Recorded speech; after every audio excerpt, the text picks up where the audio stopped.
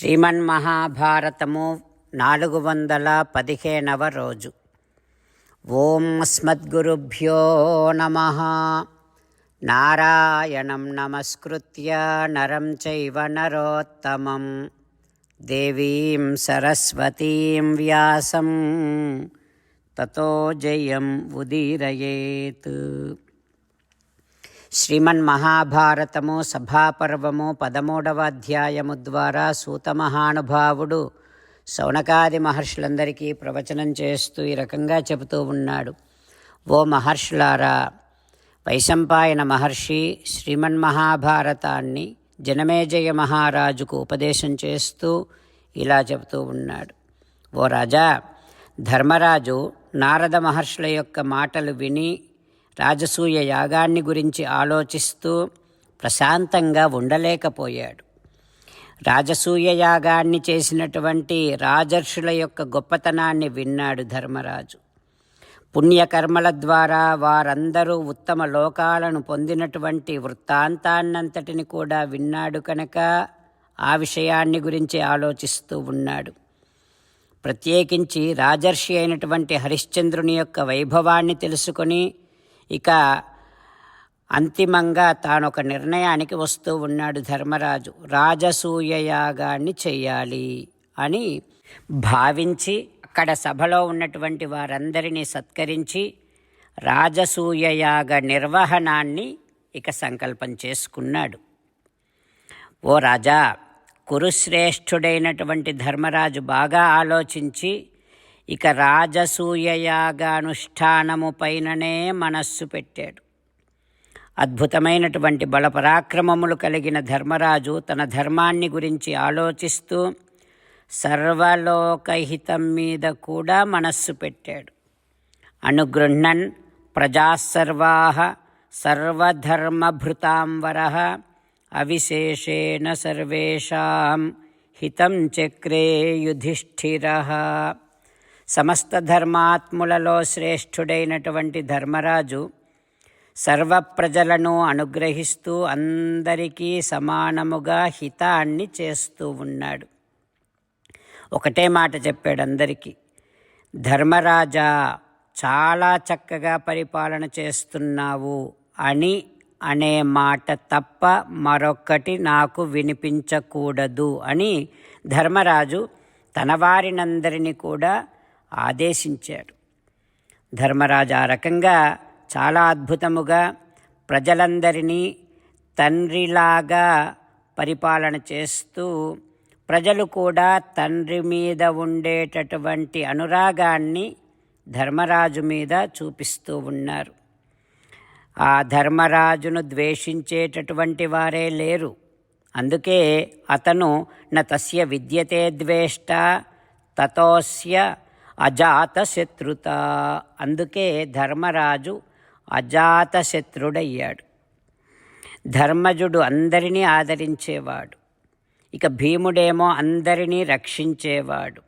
సవ్యసాచి అయినటువంటి అర్జునుడేమో శత్రువులను అణిచివేసేవాడు. ధీమంతుడైనటువంటి సహదేవుడు ధర్మబోధ చేస్తూ ఉండేవాడు.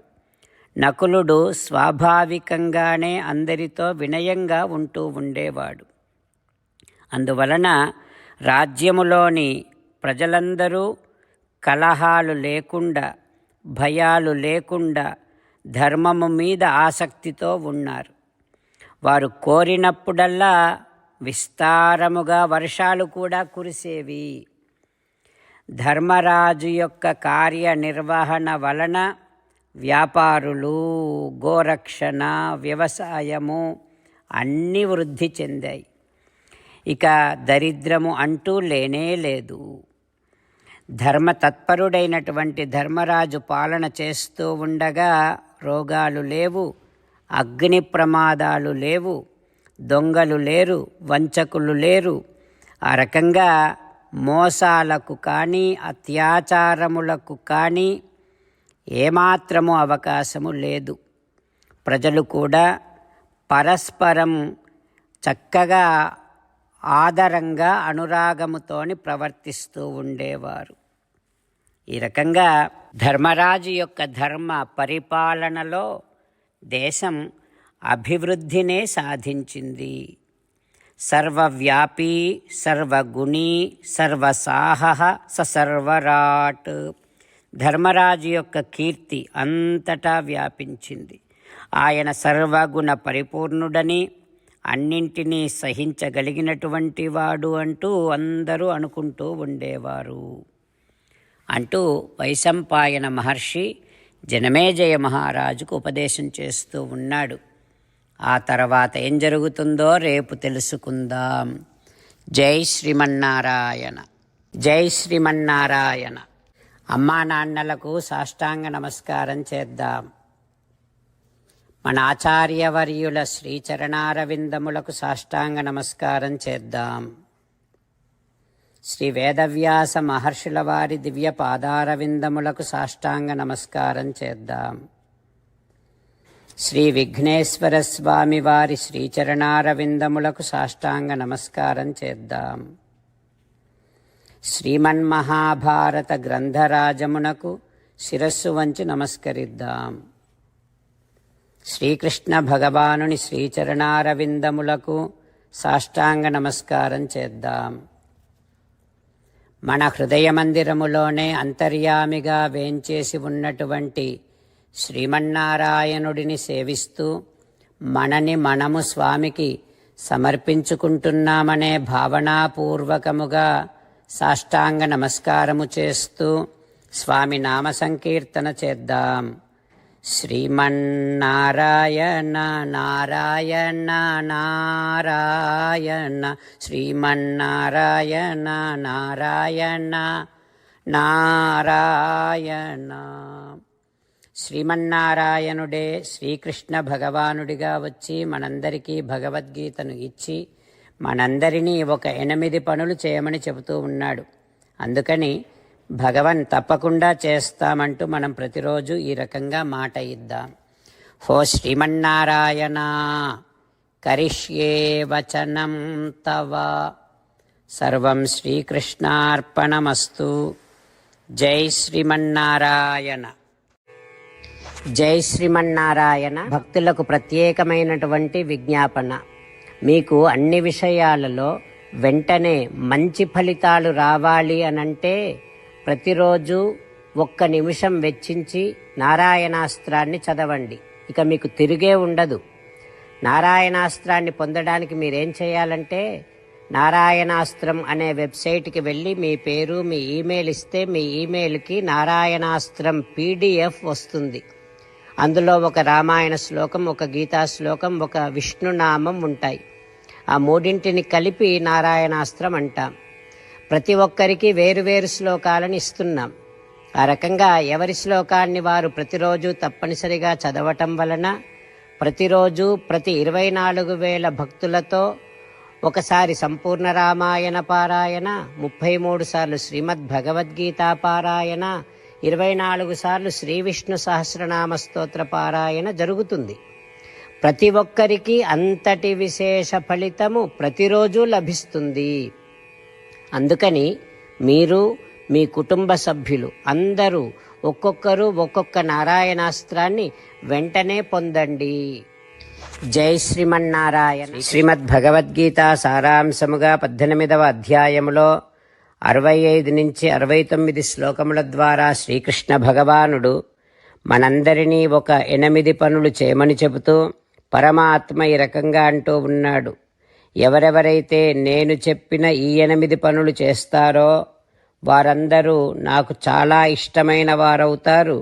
అప్పుడు వారిని నేను సకల పాపముల నుండి సకల దుఃఖముల నుండి విముక్తులను చేసి నా అంతటి వారిగా చేసుకుంటా, తరగని ఆనందాన్ని అనుభవింపచేస్తా. నిజమే చెబుతున్నా, ప్రమాణము చేసి చెబుతున్నా అంటూ సాక్షాత్తుగా దేవదేవుడైన శ్రీమన్నారాయణుడైన శ్రీకృష్ణ భగవానుడే మనను ఈ 8 పనులు చేయమని చెబుతూ ఉన్నాడు కనుక హో శ్రీమన్నారాయణ కరిష్యే వచనం తవ, తప్పకుండా చేస్తా, నువ్వు చెప్పినట్టే చేస్తా అంటూ మనం ప్రతిరోజు దేవదేవుడైన శ్రీమన్నారాయణుడికి ఈ రకంగా మాట ఇద్దాం. ఓ ఓ శ్రీమన్నారాయణ, నువ్వు చెప్పినట్టే నేను నిన్నే సంతతము ధ్యానము చేస్తూ ఉంటా. ఓ శ్రీమన్నారాయణ, నువ్వు చెప్పినట్టే నేను నీ భక్తుడిగానే ఉంటా. ఓ శ్రీమన్నారాయణ, నువ్వు చెయ్యమన్నట్టే నేను నా విధులను కర్తవ్యాలను నీ సేవగా నీ తృప్తి కోసమనే సక్రమంగా నిర్వర్తిస్తూ ఉంటా. ఓ శ్రీమన్నారాయణ, నువ్వు చెప్పినట్టే నేను నీవాడిని అనే మహావిశ్వాసాన్ని సంతతము కలిగి ఉంటూ నా హృదయములో నీకే నమస్కరిస్తూ ఉంటా. ఓ శ్రీమన్నారాయణ, మామేకం శరణం వ్రజ, నన్నొక్కడిని మాత్రమే శరణు వేడుకో అని నువ్వే అన్నావు కనుక నేను నిన్ను ఒక్కడిని మాత్రమే శరణు వేడుకుంటా. ఓ శ్రీమన్నారాయణ, మా శుచః, ఇక దుఃఖించకు అని నువ్వే నాకు భరోసా ఇస్తూ ఉన్నావు కనుక నేను ఇక దుఃఖించను. ఓ శ్రీమన్నారాయణ, నువ్వు చెప్పినట్టే నువ్వు నా కోసమని చెప్పిన శ్రీమద్భగవద్గీతను ఎప్పుడో ఒక్కసారి కాకుండా ప్రతిరోజు కనీసం ఒక్క శ్లోకాన్నైనా అనుసంధానము చేస్తూ గీతోపదేశాన్ని జ్ఞాపకం చేసుకుంటూ ఉంటా. ఓ శ్రీమన్నారాయణ, నువ్వు చెప్పినట్టే నువ్వందరి కోసమని చెప్పిన శ్రీమద్భగవద్గీతను తెలియని భక్తులందరికీ తెలియచేసే నా వంతు ప్రయత్నాన్ని నిరంతరము కొనసాగిస్తూనే ఉంటా. ఓ శ్రీమన్నారాయణ, నేను నువ్వు చెప్పినట్టే చేస్తా, నీకు నచ్చినట్టే ప్రవర్తిస్తా, నీకోసమే పని చేస్తూ ఉంటా. కరిష్యే వచనం తవ. సర్వం శ్రీకృష్ణార్పణమస్తు. జై శ్రీమన్నారాయణ.